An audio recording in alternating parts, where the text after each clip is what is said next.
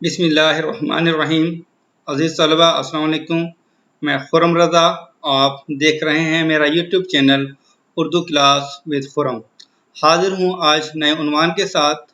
آج کا ہمارا عنوان ہے گلزار اردو 11ویں جماعت کی نظم رہ نام اللہ کا۔ اس نظم کے شاعر ہیں نذیر اکبر آبادی۔ آج ہم اس نظم کی مکمل تشریح سادہ اور آسان الفاظ میں سیکھیں گے، اور اس کے ساتھ شاعر کا تعارف، مشقی سوالات کے جوابات، نظم کا خلاصہ، نظم کا مرکزی خیال اور MCQs۔ آج انشاءاللہ اس لیکچر میں ہم مکمل سیکھنے کی، حل کرنے کی کوشش کریں گے۔ چلتے ہیں اگلی سلائیڈ کی طرف۔ یہ نظم اور یہ مشق ہے جو ہم نے آج پڑھنی ہے، رہ نام اللہ کا۔ شاعر کا تعارف نذیر اکبر آبادی۔ نذیر اکبر آبادی کا اصل نام شیخ ولی محمد تھا۔ نذیر ان کا تخلص تھا۔ وہ 1735 عیسوی کو دلی میں پیدا ہوئے۔ آپ کے والد کا نام محمد فاروق تھا۔ نذیر کی پیدائش سے پہلے چونکہ ان کی 12 اولادیں مر چکی تھیں، اس لیے نذیر اکبر آبادی کے ناک کان چھید کر ان کی ظاہری وضع لڑکیوں جیسی بنا دی گئی۔ کہ نذیر اکبر آبادی سے پہلے ان کی جو بھائی کہہ لیں یا بہنیں کہہ لیں، ان کے والد کی 12 اولادیں مر چکی تھی، اور یہ 13ویں نمبر پر تھے نذیر اکبر آبادی، اور ان کے ناک اور کان میں چھید کیا گیا تاکہ وہ ان کی جو ظاہری شکل و صورت ہے وہ لڑکیوں جیسی ہو جائے۔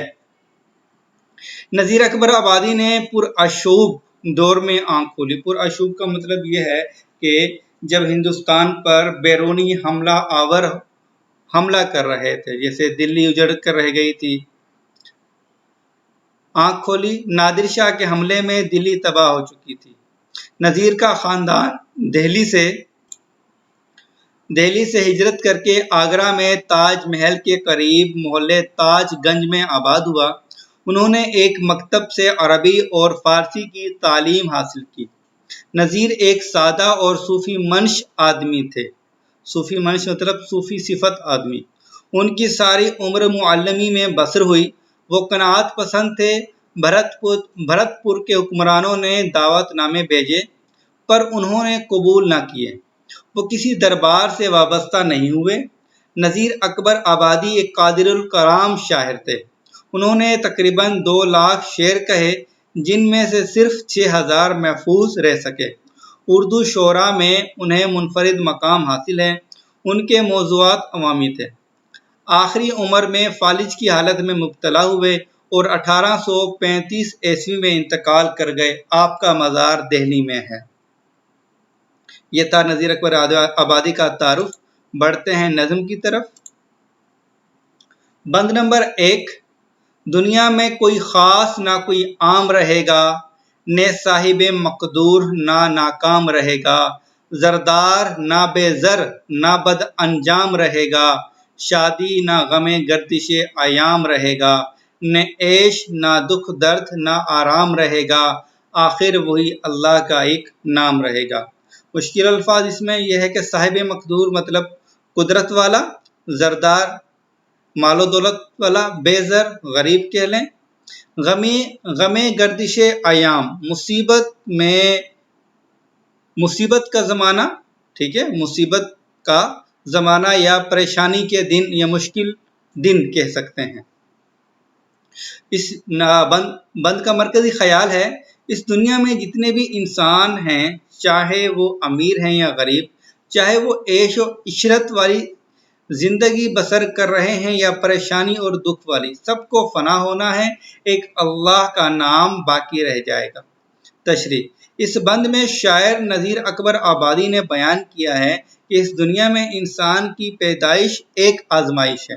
اس دنیا میں آنے اور جانے کا سلسلہ جاری اور ساری ہے۔ بے شمار انسان آئے اور چلے گئے، ابھی اور آئیں گے اور چلے جائیں گے۔ ان میں امیر بھی ہیں اور غریب بھی، ان میں عیش و عشرت اور آرام و سکون والی زندگی بسر کرنے والے بھی ہیں، اور غم و افلاس اور گردش ایام میں مبتلا بھی۔ کوئی کامیاب ہے تو کوئی ناکام، مگر یہاں سب چیزیں عارضی ہیں، ایک دن آئے گا عیش و آرام، دکھ تکالیف، کامیابیاں اور ناکامیاں سب ختم ہو جائیں گی، اور آخر میں اللہ پاک کی مبارک ذات ہی ہے جو ہمیشہ رہے گی۔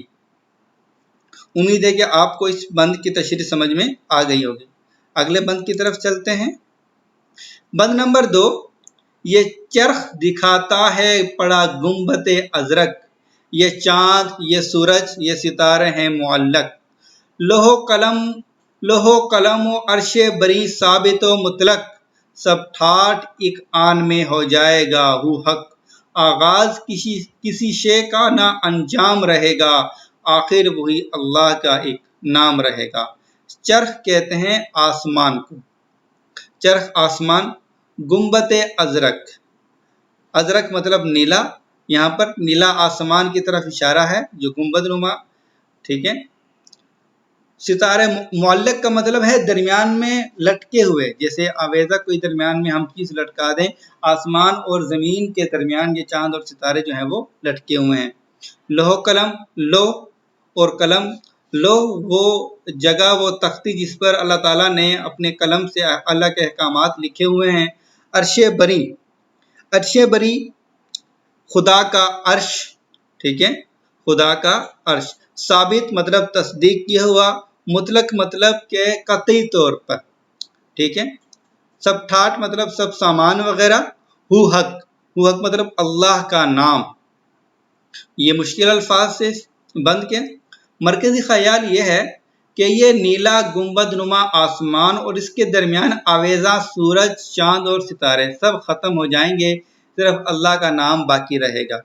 تشریح، شاعر اس بند میں کہتا ہے کہ یہ بلند و بالا آسمان جو بغیر کسی ستون کے اللہ تعالیٰ نے ہمارے سروں پر صاحبان کی شکل میں کھڑا کیا ہے، اس میں نہ کوئی عیب ہے نہ کوئی جھول، ہم جس طرف بھی نظریں اٹھا کر دیکھتے ہیں ہمیں وہ یکساں نظر آتا ہے۔ اس کے درمیان آویزہ یہ سورج، چاند اور ستارے جن کی چمک نے آسمان کو اور زیادہ خوبصورتی بخشی ہوئی ہے، یہ سب ایک گھڑی بھر میں، ایک لمحے بھر میں ختم ہو جائیں گے، کسی شے کا وجود باقی نہ رہے گا، ہر شے اپنے زوال کو پہنچ جائے گی، نہ کسی شے کا انجام رہے گا، نہ آغاز رہے گا نہ انجام، سوائے اللہ تعالیٰ اور اس کے عرش کے اور اس کی تختی اور قلم کے جس پر اللہ تعالیٰ کے احکام لکھے ہوئے ہیں، وہ باقی بچیں گے۔ باقی تمام چیزیں اور اللہ کے علاوہ تمام چیزیں وہ جو ہے وہ اپنے زوال کو پہنچ جائیں گی اور وہ ختم ہو جائیں گی۔ امید ہے کہ آپ کو اس بند کی تشریح بھی سمجھ میں آ گئی ہوگی۔ بڑھتے ہیں بند نمبر 3 کی طرف۔ بند نمبر 3، اب دل میں بڑے اپنے جو کہلاتے ہیں عیار، سو مکر و دغا کرتے ہیں ایک آن میں تیار، جب آ کے فنا ڈالے گی سر کے اوپر وار، ایک وار کے لگتے ہی یہ ہو جائیں گے سب پار، نہ مکر نہ ہیلا نہ کوئی دام رہے گا، آخر وہی اللہ کا ایک نام رہے گا۔ عیار کہتے ہیں چالاک، مکر دھوکہ، دغا یہ بھی دھوکہ ہے، ایک وار سب، باقی ایسا کوئی مشکل لفظ نہیں ہے۔ نے مکر اوپر بتا چکا ہوں، یہ بھی دھوکہ ہے۔ نے جو ہے وہ یہاں پر وزن برابر کرنے کے لیے استعمال کیا گیا ہے۔ دام، نہ کوئی دام، دام کا مطلب یہاں پر ہے جال، ٹھیک ہے، کہ جو سادہ لوگ انسانوں کو جال میں پھنسانے کی کوشش کرتے ہیں، مکر جو عیار لوگ ہیں، ٹھیک ہے، سادہ لوگ انسانوں کو جو عیار لوگ ہیں وہ اپنے جال میں پھنسانے کی کوشش کرتے ہیں۔ بڑھتے ہیں مرکزی خیال کی طرف۔ شاطر اور چالاک لوگوں کی مکاریاں اور چالاکیاں بھی ایک دن ختم ہو جائیں گی، ان کے ہیلے بہانے بھی ان کے کچھ کام نہ آئیں گے، بے شک اللہ ہی کی ذات ہے جو باقی رہے گی۔ ظاہر سی بات ہے ایک نہ ایک دن سب نے ختم ہونا ہے، چاہے وہ چالاک ہو چاہے وہ سادہ لو انسان ہوں۔ تشریح میں شاعر کہتا ہے، نذیر اکبر آبادی نے اس بند میں شاطر اور چالاک لوگوں کی طرف اشارہ کرتے ہوئے کہا ہے کہ جو لوگ سادہ لو انسانوں کو ہیلے بہانے سے، ٹھیک ہے، جو لوگ سادہ لوح انسانوں، سادہ لوح مطلب سادہ طبیعت والے سیدھے سادے انسانوں کو ہیلے بہانے سے بہلا پھسلا کر ان سے مال بٹورتے ہیں، کیونکہ ہر کوئی نام کمانا چاہتا ہے اور مال کمانا چاہتا ہے اس دنیا میں، اور ان سے اپنے ناجائز کام نکلواتے ہیں۔ اگر دنیاوی نقطہ نظر سے دیکھا جائے تو یہ ایک حد تک یہ بات درست ہے کہ انسان ایسے مال و دولت سے عیش و عشرت والی زندگی تو بسر کر لے گا، جو وہ مال کماتے ہیں دغا کے بہانے کسی کو بہلا پھسلا کر، تو وہ اس مال سے یہاں پر عیش و عشرت والی تو زندگی بسر کر لے گا، مگر جب وہ عارضی حیات سے ابدی حیات کا سفر کرے گا تو کیا یہ سب مال اس کے ساتھ جائے گا جو اس نے ناجائز طریقوں سے اکٹھا کیا ہے؟ نہیں، بلکہ وہ مال اور سب مکر و فریب، ہیلے بہانے اور چال سازیاں سب دھری کی دھری رہ جائیں گی جب موت اس کے سر پر وار کرے گی۔ بے شک اللہ تعالیٰ ہی کی وہ ذات ہے جو باقی رہنے والی ہے۔ امید ہے کہ آپ کو بند نمبر 3 کی تشریح بھی سمجھ میں آ گئی ہوگی۔ بڑھتے ہیں بند نمبر 4 کی طرف۔ بند نمبر 4، اب جتنی کھڑی دیکھو ہو عالم میں عمارات، یا جھونپڑے دو کوڑی کے یا لکھ کے محلات، یا کیا پست مکاں کیا یہ ہوادار مکانات، ایک اینٹ بھی ڈھونڈے کہیں آنے کی نہیں ہاتھ، دالان نہ حجرا نہ در و بام رہے گا، آخر وہی اللہ کا ایک نام رہے گا۔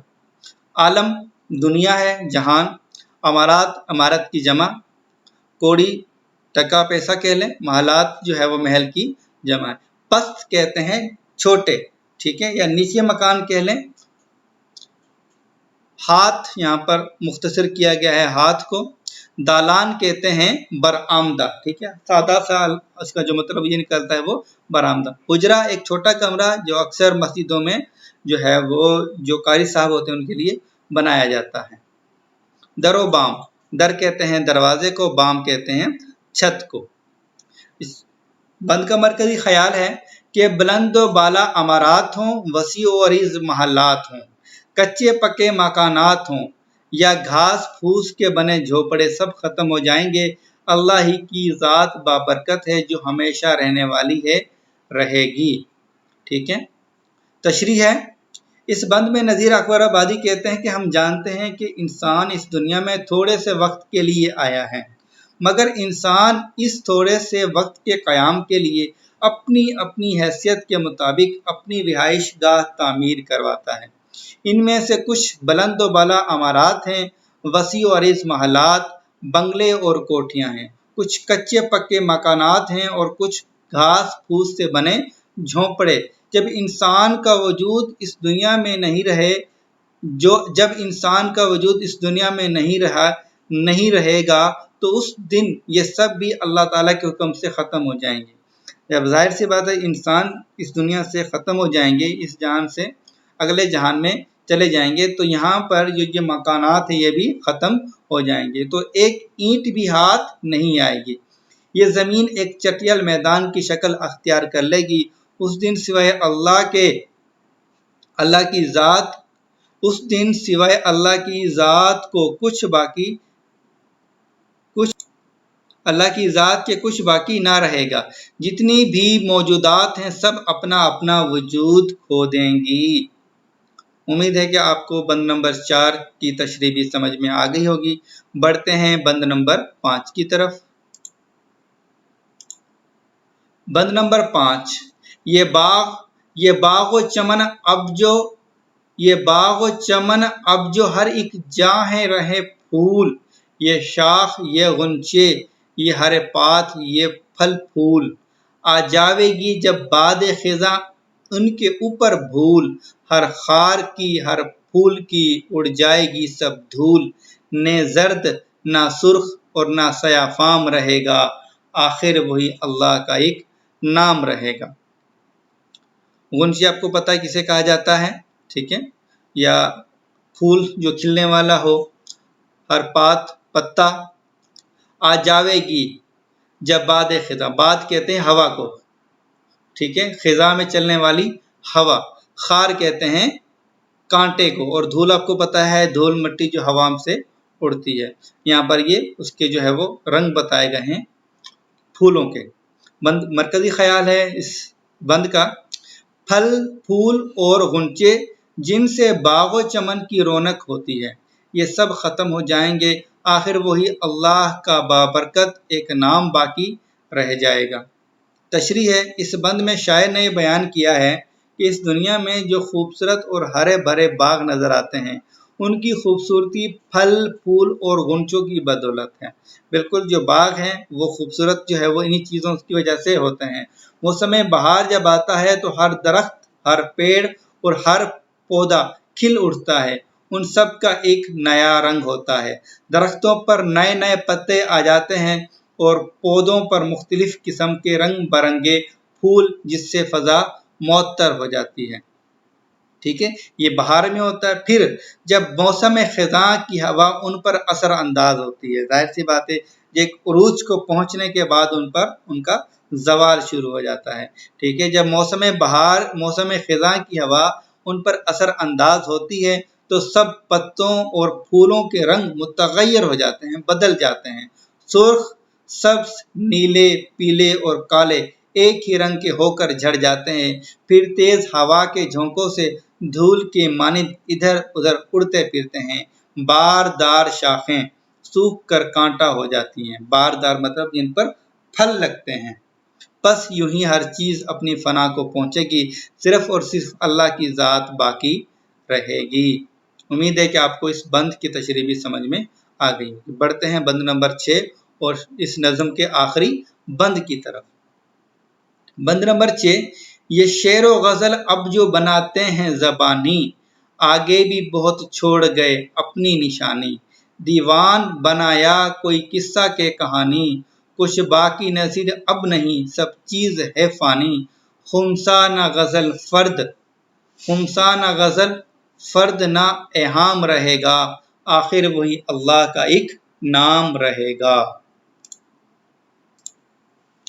जिससे मुश्किल अल्फाज मैं बताता चलूँ। शेर और गज़ल आपको पता है कि किसे कहते हैं, ठीक है। दीवान, दीवान जो शायर होते हैं उनकी गज़लों का मजमुआ होता है रदीफवार। खुमसा, खुमसा ऐसी नज़म के जिसके हर बंद में 5 मिसरे हो। जैसे हम ये जो नज़म पढ़ रहे हैं ये जो है मुसद्दस है, मुसद्दस की हैयत में लिखी गई है क्योंकि इसके हर बंद में 6-6 मिसरे हैं। ठीक है, अगर जिस बंद में 5 मिसरे हों, हम फर्ज करें कि हम ये आखिरी वाला मिसरा काट दें तो बाकी बचेंगे 5 मिसरे, तो ये खुमसा की हैयत में हो जाएगी, खुम्स। ठीक है। गज़ल फर्द, फर्द कहते हैं अकेला शेर, अकेला शेर। अच्छा, एहाम, एहाम जो है वो एक सनत है उर्दू शायरी की जिसमें शेर में एक ऐसा लफ्ज़ लाया जाता है जिसके 2 मानी होते हैं। ठीक है, एक करीब के एक बईद के, मतलब दूर के। अगर एक जो है वो फौरन हमारे जहन में आ जाता है एक मानी, और दूसरा मतलब जो होता है वो दूर का, उसको सोच और विचार करने के बाद थोड़ा सा फिर हमारे जहन में आता है। मगर जो शायर की मुराद होती है वो दूर के मानी होते हैं, बईद के मानी होते हैं, करीब के मानी नहीं होते। ठीक है, इसे एहाम कहते हैं। बढ़ते हैं मरकज़ी ख्याल की तरफ। मरकज़ी ख्याल अदीब और शोरा हजरात जो अपनी अपनी तसानीफ और दीवान छोड़कर इस दुनिया से रुखसत हो गए। ठीक है, वह तो नहीं है मगर उनका लिखा हुआ जो मजमू है वो छोड़कर चले गए। एक दिन आएगा जब उनकी तसानीफ और दीवान भी बाकी ना रहेंगे। ठीक है। तशरीह, इस बंद में नज़ीर अकबर आबादी अपने जैसे शोरा और अदीब हजरात की तरफ इशारा करते हुए कहते हैं कि अब से पहले जो शायर और मुसन्निफ थे उन्होंने अदब में बहुत नाम कमाया। उन्होंने कई कई शेर कहे, गज़लें बनाई और उनके दीवान शाये करवाए। इसके साथ साथ दास्तानों, नावलों, अफसानों और किस्से कहानियों वगैरह के मजमूए भी शाये करवाए। ये तमाम दीवान और मजमूए उनकी निशानियों के तौर पर मौजूद हैं जो छोड़कर چلے گئے۔ شاعر مزید کہتا ہے کہ جس طرح وہ بڑے بڑے شعراء اور ادیب اس دنیا سے رخصت ہو گئے تو کل میں بھی اس دنیا سے رخصت ہو جاؤں گا، میرے بھی اشعار، نظمیں، غزلیں وغیرہ نشانیوں کے طور پر رہ جائیں گی، مگر ایک وقت آئے گا جب یہ تمام دیوان اور مجموعے بھی ختم ہو جائیں گے۔ ظاہر سی بات ہے، اس دنیا کو فنا ہونا ہے، اس دنیا میں جتنی بھی چیزیں ہیں وہ سب فنا ہو جائیں گی اور ان کا نام و نشان بھی باقی نہ رہے گا، صرف اللہ تعالیٰ کی ذات ہے جسے کبھی فنا نہیں ہے۔ ہماری جو ہے وہ نظم یہاں پر مکمل ہوئی، 6 بند مکمل ہوئے۔ بڑھتے ہیں اس نظم کی جو مشق ہے اس کی طرف۔ جی مشق ہے آپ کے سامنے جو ہم نے ابھی حل کرنی ہے۔ سوال نمبر 1 میں درجہ ذیل سوالات کے جوابات دیجئے۔ یہ 5 ہیں جن میں سے ہم جو ہے وہ سوال نمبر 1 الف، بے اور جیم کریں گے، باقی یہ آپ لوگوں کے خود کے کرنے کے ہیں، تو آپ لوگ جو ہے وہ اپنی مرضی سے ان کو جو ہے وہ کر سکتے ہیں، ٹھیک ہے۔ اور یہ بند کا جو نظم کے پہلے، چوتھے اور 5ویں بند کی تشریح ہم نے کر دی ہے، باقی یہ 5واں جو سوال ہے والا، یہ آپ نے اپنی مرضی سے کرنا، ٹھیک ہے۔ حیت کے اعتبار سے نظم کیا کہلاتی ہے؟ یہ کہلاتی ہے، حیت کے اعتبار سے نظم مسدس کہلاتی ہے، جس کا میں نے پچھلے جو ہے وہ بند نمبر 6 جب پڑھایا اس میں ذکر کیا کہ جس کی ہر ایسی نظم جس کے ہر بند میں 6 مصرے ہوں وہ مسدس کہلاتی ہے۔ اس کے علاوہ جو خمس تھا، خمسہ، تو جس کے ہر بند میں 5 مصرے ہوں گے تو وہ خمس کہلائے گی، ٹھیک ہے، یا مخمس کہلائے گی، مخمس۔ نظم کا خلاصہ اپنے الفاظ میں تحریر کیجیے اور نظم کا مرکزی خیال، یہ دونوں ہم اب اگلی سلائیڈ میں پڑھیں گے۔ نظم کا خلاصہ، اس نظم میں نذیر اکبر آبادی نے اللہ تعالیٰ کے سوا ہر چیز کو فانی قرار دیا ہے۔ کہتے ہیں کہ دنیا میں انسانوں کی معاشی لحاظ سے درجہ بندی، امیری اور غریبی، انسانوں کو ملنے والے دکھ، تکلیف اور کامیابیاں، ناکامیاں، یہ سب عارضی ہیں۔ یہ نیلا گنبد نما آسمان جسے سورج، چاند، ستاروں نے خوبصورتی بخشی ہے، وہ فرش کی مانند بچھی ہوئی زمین پر لہلہاتا سبزہ اور رنگ برنگے کھلتے پھول، یہ سب بھی عارضی ہیں۔ انسان جو اپنے آپ کو شاطر اور چالاک سمجھتا ہے اور اسی چالاکی سے سادہ لو انسانوں کو بہلاتا پھسلاتا ہے، انہیں دھوکہ دیتا ہے، موت کے وقت آتے ہی یہ سب بھی ختم ہو جائیں گے۔ یہ فلک بوس عمارتیں اور وسیع و عریض محلات انسان نے جو اپنی رہائش کے لیے تعمیر کیے ہیں اور مسودے لکھ لکھ کر جو مجموعے شائع کروائے ہیں، یہ سب بھی ختم ہو جائیں گے، صرف اللہ تعالیٰ کی ذات باقی رہے گی۔ نظم کا خلاصہ، امید ہے کہ یہ خلاصہ آپ لوگوں کے لیے جو ہے وہ آسانی پیدا کرے گا۔ بڑھتے ہیں نظم کے مرکزی خیال کی طرف۔ نظم کا مرکزی خیال، اس نظم کا مرکزی خیال یہ ہے کہ اللہ تعالیٰ کی ذات ازل سے ہے اور ابد تک رہے گی، وہ وحدہ لا شریک ہے، اس کا کوئی ثانی نہیں، اس جہاں کی ہر چیز فانی ہے سوائے اللہ تعالیٰ کے، اس جہاں میں جتنی بھی موجودات ہیں انہیں زوال ہے، جیسے اب سے پہلے جتنے بھی وسیع و عریض محلات تھے اور محلات تھے ان کا اور ان میں رہنے والوں کا، ٹھیک ہے، ان کا اور ان میں رہنے والوں کا نام و نشان بھی باقی نہیں ہے۔ اسی طرح یہ جہاں بھی اپنا وجود کھو دے گا، باقی بچے گی ذات تو صرف اللہ کی۔ یہ تھا اس نظم کا مرکزی خیال جو شاعر نے جو ہے وہ اس میں بیان کیا ہے۔ سوال نمبر 2، لغت یا تھیسارس۔ لغت یا تھیسارس سے الفاظ دالان، حجرہ اور در و بام کے متبادل لفظ تلاش کر کے لکھیے۔ متبادل بھی کہہ سکتے ہیں، اس کو ہم مترادف بھی کہہ سکتے ہیں، ٹھیک ہے۔ دالان مطلب برآمدہ، حجرہ کمرہ یا کوٹھری، در و بام دروازہ اور چھت۔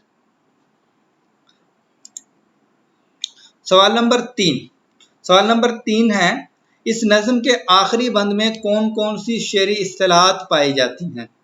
ویسے بنیادی طور پر 4 جو ہے وہ بنیادی شعری اصطلاحات ہوتی ہیں: مطلع، مقطع، قافیہ اور ردیف۔ کیونکہ یہ غزل مطلع اور مقطع جو ہے وہ غزل میں ہوتا ہے، تو یہاں پر یہ ہماری نظم ہے، تو اس میں مطلع اور مقطع کا جو ہے وہ کوئی جو ہے وہ گزر نہیں ہے۔ تو اس میں قافیہ اور ردیف جو ہے وہ اس میں ہے کہ جو پہلے 4 مصرے ہیں، ٹھیک ہے، ان میں جو ہے زبانی، نشانی، کہانی اور فانی، یہ ہم قافیہ ہیں، ٹھیک ہے، کیونکہ پہلے 4 مصرے جو ہے وہ ہم قافیہ اور ہم ردیف ہوتے ہیں، باقی جو 2 مصرے ہوتے ہیں وہ آپس میں ہم قافیہ اور ہم ردیف ہوتے ہیں، ٹھیک ہے۔ اس میں جو ہے وہ شعری جو اصطلاح ہے وہ قافیہ ہے، اور دوسرے بند میں دوسرے دونوں مصروں میں جو وہ ردیف بھی ہے، کیونکہ اہام اور نام تو قافیہ اوپر بھی ہے، یہاں بھی ہے، رہے گا یہ ردیف ہے۔ ردیف وہ الفاظ جو ویسے کے ویسے استعمال کیے جائیں۔ اچھا، اور ایک اور چیز یہ ہے کہ جب مقطع ہوتا ہے تو اس میں لازماً جو ہے وہ شاعر کا تخلص آتا ہے، تو ہم اس نقطہ نظر سے اس میں جو ہے وہ اگر دیکھا جائے تو نظیر جو ہے وہ شاعر کا تخلص ہے، ٹھیک ہے، تو ہم تخلص کو بھی جو ہے وہ شعری اصطلاح میں لے سکتے ہیں، اس وجہ سے کیونکہ مقطع کے لیے یہ لازمی ہوتا ہے۔ اس میں یہ 2-3 جو ہے وہ شعری اصطلاحات استعمال ہوئی ہیں، کون کون سی؟ قافیہ، ردیف اور تخلص، ٹھیک۔ سوال نمبر 4، اس نظم میں شامل متضاد الفاظ کی نشاندہی کیجیے۔ میں نے یہ جو ہے وہ نظم سے الفاظ اور ان کے متضاد جو استعمال ہوئے ہیں وہ میں نے چن کر لکھے ہیں، الفاظ بھی اور متضاد بھی۔ زردار، بے زر، زردار مطلب مال و دولت والا، بے زر مطلب مفلس، غریب۔ خاص، عام، عیش، دکھ، آغاز، انجام، خار، پھول، خار کہتے ہیں کانٹے کو۔ باقی، فانی، جھونپڑے اور محلات، یہ وہ الفاظ ہیں جو ہم نے جو نظم سے چن کر الفاظ متضاد یہاں پر میں نے تحریر کیے ہیں۔ سوال نمبر 5 اور آخری سوال، درست جواب پر نشان لگائیے۔ لفظ صاحب مقدور کے معنی ہے قدرت والا۔ اس نظم کے پہلے بند کی ردیف ہے رہے گا۔ اس جوڑے میں صنعت تضاد پائی جاتی ہے، زردار اور بے زر۔ لفظ ازرق کا درست تلفظ ہے ازرق، ٹھیک ہے۔ اس نظم میں لفظ دام کے معنی ہے جال۔ تو امید ہے کہ آپ کو یہ اس نظم کے مکمل بند کی تشریح اور جو مشق کے سوالات ہیں وہ آپ کو مکمل طور پر سمجھ میں آ گئے ہوں گے۔ تو جنہوں نے ابھی تک ہمارا چینل سبسکرائب نہیں کیا ان سے گزارش ہے کہ ہمارا چینل سبسکرائب کریں اور بیل آئیکن بٹن کو پریس کریں تاکہ ہماری نئی آنے والی ویڈیو آپ تک بآسانی پہنچتی رہے۔ شکریہ۔